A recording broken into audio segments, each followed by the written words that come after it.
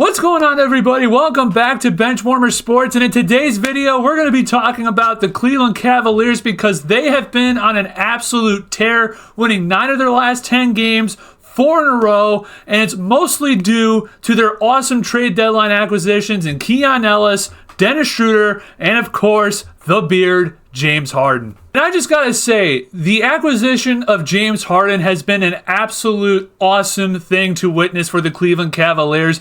Many people were very wary and against trading Darius Garland for James Harden. I personally was not. I was really interested to see how James Harden could fit with the Cleveland Cavaliers. Now, obviously, James Harden's reputation does precede him. He's known as a diva. He quits on his teams, doesn't play a lick of defense. But so far, we're in the honeymoon phase for this trade deadline acquisition of James Harden. And so far, it has been an absolute honeymoon period, to say the least, because James Harden has been averaging 22.5 points, 7.5 assists, 6 rebounds per game for the Cavaliers on 47% from behind the arc. He has been an absolute beast for this Cavaliers team, and the size difference between him and Darius Garland, who's 6'1", compared to James Harden, who's 6'5", has been night and day. And the Cavaliers look like a completely different team with James Harden as the point guard instead of Darius Garland. I know a lot of the things about Harden is that he's going to be able to bring an offensive capability to the Cavaliers that they have been missing from their backcourt, especially with Donovan Mitchell being the guy, because Darius Garland was only available for 26 games this season so far because of that toe injury. But with James Harden, he is going to be able to bring a second superstar level player to this Cavs team to go alongside Donovan Mitchell, to take more of the load off of Donovan Mitchell's shoulders, and James Harden is going to be able to knock down threes. And one of the things that he is going to be absolutely key for the Cleveland Cavaliers is his role as a playmaker. And so far, we have seen the fruits of that labor being fulfilled with Jarrett Allen. Personally, I'm not a very big Jarrett Allen fan, but I can't deny that the last couple of games, especially on this road trip, he has been an absolute beast. And one of the things that a lot of people were talking about with this Harden acquisition is that Mobley and Allen are going to be able to reach a new level just because of James Harden's playmaking ability. And we have seen that with Jarrett Allen, because in the 2 games that Harden and Allen have played with each other, Allen is averaging 25.5 points per game and 11.5 rebounds per game. He has been an absolute beast with Harden because of that playmaking ability, because of Harden's passing ability, his just gravity of having players having to guard Harden. It opens up a lot of opportunities for Harden to pass and to move the ball, especially with Donovan Mitchell as well as another option that Harden can pass to. Allen has been feasting with Harden, and I am just excited to see when Evan Mobley comes back, because if Evan Mobley is able to just knock down some jump shots, the Cavaliers have 4 guys in Harden, Allen, Mobley, and Mitchell who can score 20-plus points a game and can beat you in multitude of ways, from behind the arc, from the mid-range, and from inside the paint. The Cavaliers have a lot of different scoring talents on this team, especially if Mobley is able to live up to the hype and the expectation, especially having all that pressure off of his shoulders now with Garland gone and having another primary ball handler. We saw earlier in this year that Mobley was not really comfortable having the ball in his hand as the primary offensive initiator. So having Harden on this team, on this roster, being that facilitator and the initiator on offense is going to do wonders for Evan Mobley, and I'm so excited to see what this looks like when he comes back. Now, the 2 other guys that the Cavs acquired at this deadline, of course, obviously all the attention is going to go to James Harden, and rightfully so, but the 2 guys that the Cavs traded DeAndre Hunter for was Keon Ellis and Dennis Schroeder, and they have been absolutely awesome. Now, Schroeder definitely is a massive upgrade over Lonzo Ball, who is definitely, injuries have caught up with him and they've derailed his career. Lonzo just really couldn't do much for you at all. He was one of the league's worst shooter. I think he may have been the worst shooter in the NBA. And you have a guy now in Dennis Schroeder who is an absolute pit bull. He's a scoring threat. He can facilitate as well. And I think that this is desperately what the Cavs needed, especially in that guard room off the bench.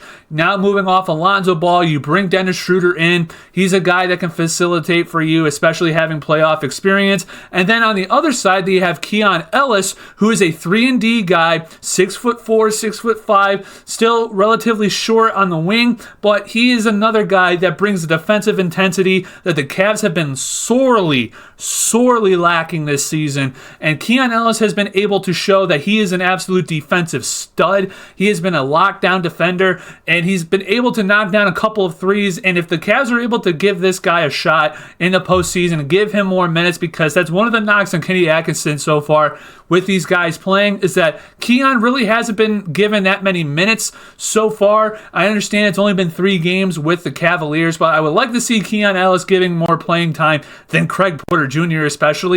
So in my opinion, Keon Ellis, I definitely think that he's going to be an absolute beast for this team. He's going to be pivotal for the Cavs playoff run come April. And really, the Cavaliers are going to be a scary team because they're not healthy yet at all. You still have Max Strus, who's coming back from his injury and his surgery. He hasn't played a single game yet so far. The Cavaliers are missing Dean Wade right now. He's been dealing with an injury or a sprain, I believe. It was an ankle sprain, I believe. And then Evan Mobley is going to be coming back relatively soon from his calf strain. So the Cavaliers are missing 2 to 3 really key pieces of their rotation right now, and they're still looking pretty damn good. And one of the things that I'm so excited to see is how this team is able to fit together. I'm really curious to see how Kenny Atkinson manages rotations, because this team is so deep. There's so many guys on this team that can make immediate impacts. Right? Your starting 5 is going to be Harden, Donovan Mitchell, Evan Mobley, Jared Allen, and possibly Jalen Tyson or Sam Merrill. And then off the bench, you got Dennis Schroeder, Keon Ellis, Sam Merrill, Max Strus, Dean Wade, Thomas Bryant. I mean, the thing goes on. And Naquan Tomlin. It goes on and on and on. And the guys I really want to talk about too, Jalen Tyson and Naquan Tomlin, 2 emerging players from this season who had virtually no impact on the team last year, who have made their absolute most of their opportunities this year, especially Jalen Tyson, who's become an absolute cornerstone for this team. He brings a defensive intensity that the team necessarily doesn't really have that much of, and he also has a very good offensive game. Naquan Tomlin, he's still coming along on the offensive side of the ball, but he's another one of those guys who he's a bruiser, he's a pit bull, he never backs down from a fight. So those 2 guys, I think, are going to be very interesting to see how going forward what Kenny Atkinson does with them. I definitely think Jalen Tyson is going to be playing more of a role with the Cavaliers going into the playoffs, but we'll see what happens with Naquan Tomlin. But those 2 guys, again, have been emerging so far throughout the entire season, and the Cavaliers are only going to get better. And really, the Cavaliers are peaking at the right time. We have the All-Star break a week away, and then after that, it's pretty much race to the postseason in mid-April, and the Cavaliers are peaking at the right time. This is the part of the year where you want to be starting to play. You want to start to play your best basketball going forward from probably mid-January onward to the playoffs.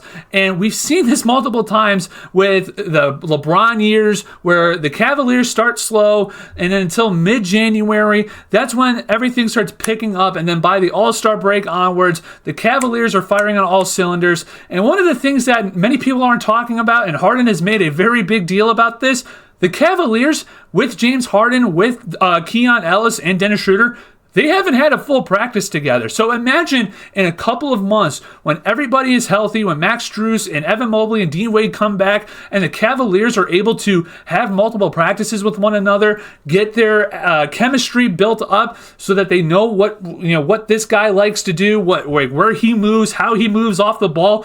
This Cavaliers team can be very deadly, and I'm excited to see how they're going to look in the playoffs. And I definitely think that they're a team that in the playoffs, no one's going to be taking them lightly. I understand the reputation is that the Cavaliers are second-round exits, and they haven't proven themselves in the playoffs, but with this acquisition of James Harden, the acquisition of Keon Ellis and Dennis Schroeder, with the emergence of Jalen Tyson and Naquan Tomlin, and Donovan Mitchell quietly having the best year of his career so far, and you have the potential unlocking of Jared Allen and Evan Mobley with the playmaking ability of James Harden, this Cavs team suddenly looks like a perennial team, and they can be a very, very tough out in this playoffs, and I think that they have a very decent shot to come out of the East and head to the finals. But let me know what you guys think down in the comment section below. Do you guys believe in the Cavaliers? Do you guys think they're going to be second round exits again?